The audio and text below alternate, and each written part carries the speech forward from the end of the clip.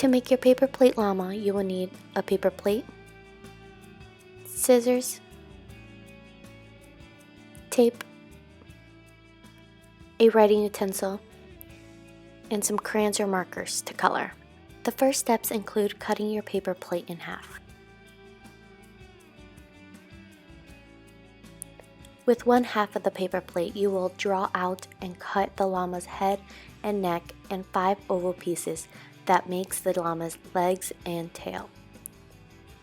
Once all the pieces are cut out, you will then tape them to the other half of the plate to form your llama.